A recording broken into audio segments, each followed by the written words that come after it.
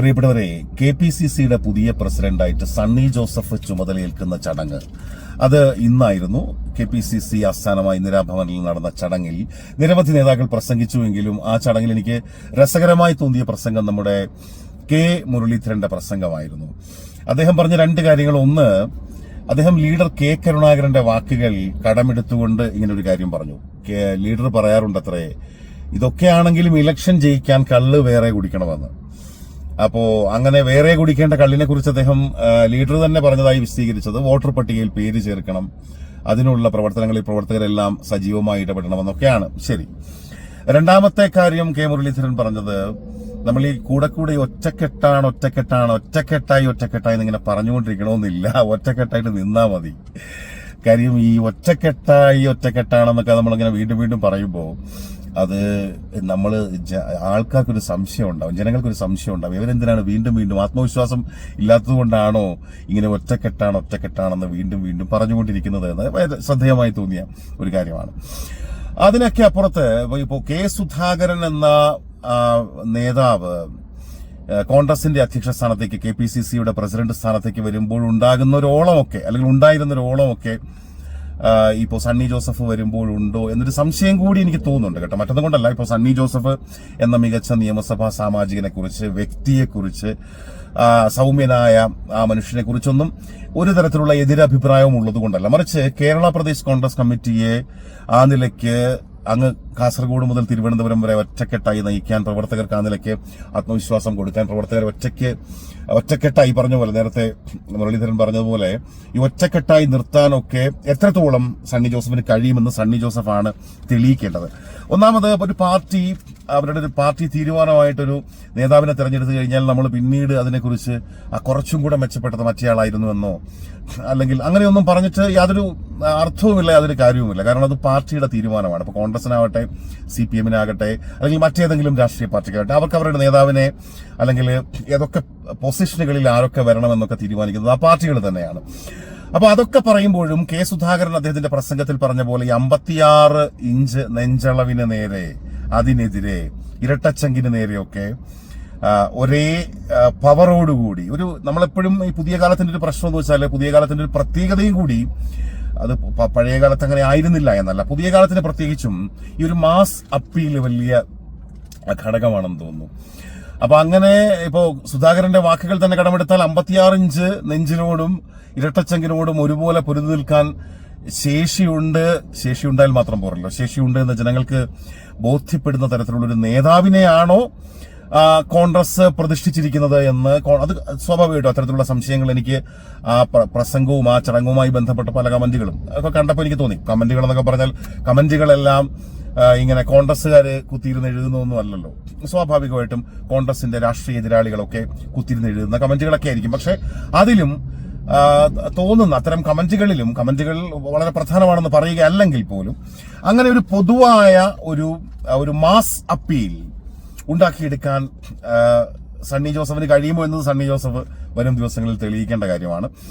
ആ ചടങ്ങുമായി ബന്ധപ്പെട്ട് തോന്നിയ ഒരു കാര്യം സൂചിപ്പിക്കാൻ തോന്നിയത്, ഇപ്പൊ കെ സുധാകരൻ ആ പ്രസംഗത്തിനിടെ അദ്ദേഹം കുറേയധികം അതിനകത്ത് താൻ നേട്ടങ്ങൾ മാത്രമേ കൊണ്ടുവന്നിട്ടുള്ളൂ, കോട്ടങ്ങളൊന്നും ഉണ്ടായിട്ടില്ല എന്നൊക്കെ അദ്ദേഹം ആവർത്തിച്ച് പറയുന്നുണ്ടായിരുന്നു. പാർട്ടിയിൽ ഇപ്പോൾ ഗ്രൂപ്പിസം ഇല്ല, ഗ്രൂപ്പ് പോരില്ല, പാർട്ടിയെ ഒരു സെമി കേഡർ സംവിധാനത്തിലേക്ക് തനിക്ക് കൊണ്ടുവരാൻ കഴിഞ്ഞു എന്നൊക്കെ പറയുന്നതിൽ എത്രത്തോളം യാഥാർത്ഥ്യമുണ്ട് എന്ന് ഞാൻ വിശകലനം ചെയ്യുന്നില്ല. കാരണം ഞാനത് പറയുന്നത് ശരിയല്ല. അത് കോൺഗ്രസിന്റെ അണികളോ പ്രവർത്തകരോ ഒക്കെയാണ് അത് പറയേണ്ടതും അത് വിലയിരുത്തേണ്ടതും. അങ്ങനെയാണോ സുധാകരൻ പറഞ്ഞതുപോലെ തന്നെ കോൺഗ്രസിലെ ഗ്രൂപ്പുകളെല്ലാം അവസാനിച്ച് ഇപ്പോ സെമി കേഡർ സംവിധാനത്തിലേക്ക് കോൺഗ്രസ് വന്നോ എന്നൊക്കെ. പക്ഷെ അദ്ദേഹം പറഞ്ഞതിലൊരു പിശക് എനിക്ക് തോന്നിയത്, കോഴിക്കോട് കോൺഗ്രസ് നടത്തിയ ഒരു മഹാറാലിയെ കുറിച്ച് അദ്ദേഹം സൂചിപ്പിച്ചു. അത് പലസ്തീൻ ഐക്യദാർഢ്യ റാലിയാണ്. അതിനോട് ചേർന്ന് അദ്ദേഹം പറയുകയാണ്, അങ്ങനെ ഒരു റാലി നടത്തിയതിലൂടെ കേരളത്തിലെ ന്യൂനപക്ഷങ്ങളോടുള്ള കോൺഗ്രസിന്റെ സമീപനം അത് ആ നിലയ്ക്ക് തന്നെ തുടരുന്നുവെന്ന്, അല്ലെങ്കിൽ ആത്മാർത്ഥത പ്രകടിപ്പിക്കാൻ അങ്ങനെ ഒരു റാലിക്ക് കഴിഞ്ഞു എന്ന നിലയിലാണ്. വാചകം കൃത്യമായിട്ട് അങ്ങനെ അല്ലെങ്കിൽ പോലും ന്യൂനപക്ഷങ്ങളെ വിശ്വാസത്തിലെടുക്കാൻ നടത്തുന്ന റാലി എന്ന നിലയിലാണ് അദ്ദേഹം പലസ്തീൻ ഐക്യദാർഢ്യ റാലിയെ കാണുന്നത്. അപ്പോൾ അത് അദ്ദേഹത്തിന്റെ ഒരു പിശകാണോ എന്ന് എനിക്ക് സംശയമുണ്ട്. കാര്യം പലസ്തീൻ എന്ന് പറയുന്ന വിഷയം കേരളത്തിലെ മുസ്ലിങ്ങളുമായി എങ്ങനെയാണ് ബന്ധപ്പെടുന്നത് എനിക്ക് മനസ്സിലാകുന്നില്ല, അല്ലെങ്കിൽ കേരളത്തിലെ ന്യൂനപക്ഷങ്ങളുമായി എങ്ങനെയാണ് ബന്ധപ്പെടുന്നത് എനിക്ക് മനസ്സിലാകുന്നില്ല. ഇനിയിപ്പോൾ പലസ്തീനിലുള്ളത് അറബികളായതുകൊണ്ടും അവർ വിശ്വസിക്കുന്നത് ഇസ്ലാം മതമായതുകൊണ്ടുമാണോ ഇദ്ദേഹം ഈ പലസ്തീൻ ഐക്യദാർഢ്യ റാലി നടത്തിയതിലൂടെ ന്യൂനപക്ഷങ്ങൾക്ക് ആത്മവിശ്വാസം കൊടുത്തു എന്നൊക്കെ പറയുന്നത്? അപ്പൊ അങ്ങനെയൊക്കെയാണോ നമ്മുടെ ചരിത്രപരമായി നമ്മുടെ രാജ്യം പലസ്തീൻ ഐക്യദാർഢ്യ നിലപാട് സ്വീകരിച്ചതിന്റെ പശ്ചാത്തലമോ അതിന്റെ ചരിത്രമോ ഒന്നും അറിയാത്ത ആളൊന്നും ആയിരിക്കില്ല കെ സുധാകരൻ. അദ്ദേഹത്തിന് ഇപ്പം എഴുതി തയ്യാറാക്കിയ പ്രസംഗമാണ്, ഇനിയിപ്പോ എങ്ങനെയാണെന്ന് അറിയില്ല.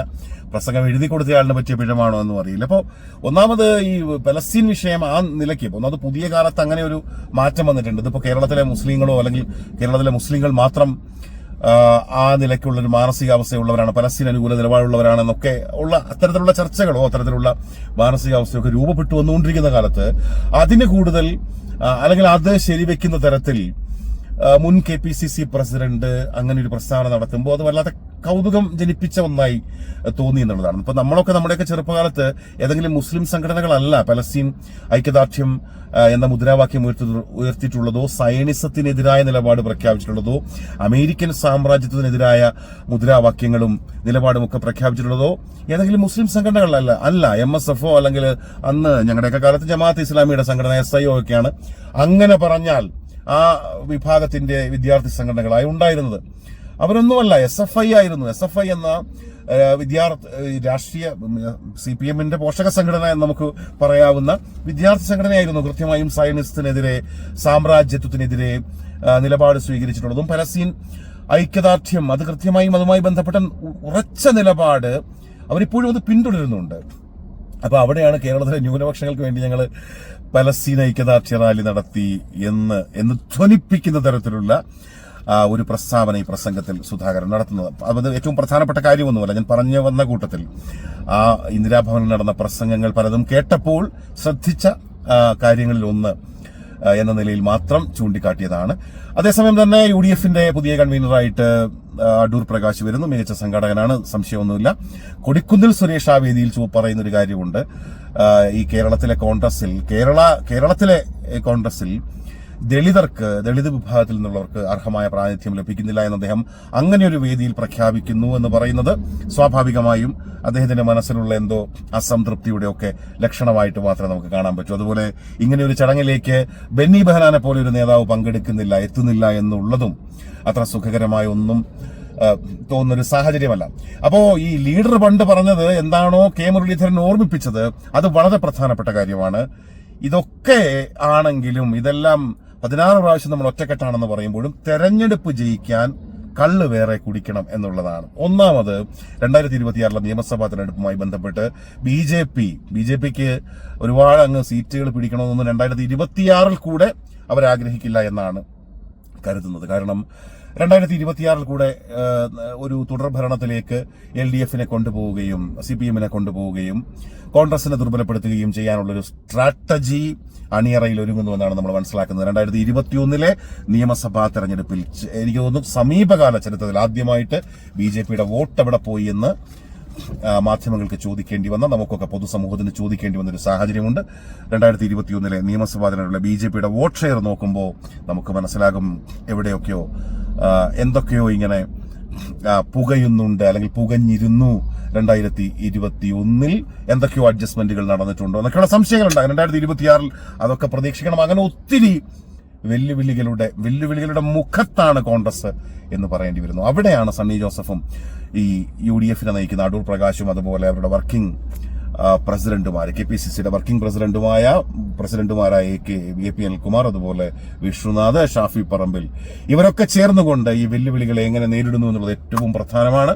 അതിൽ ഒരു മുൻവിധിയിലേക്ക് ഇപ്പോൾ ഈ ഘട്ടത്തിൽ പോകുന്നില്ല. പക്ഷേ അതൊട്ടും സുഖകരമായ അല്ലെങ്കിൽ ഒട്ടും അനായാസമായ ഒരു കാര്യമായിരിക്കില്ല. അത് തികച്ചും ശ്രമകരമായിരിക്കും.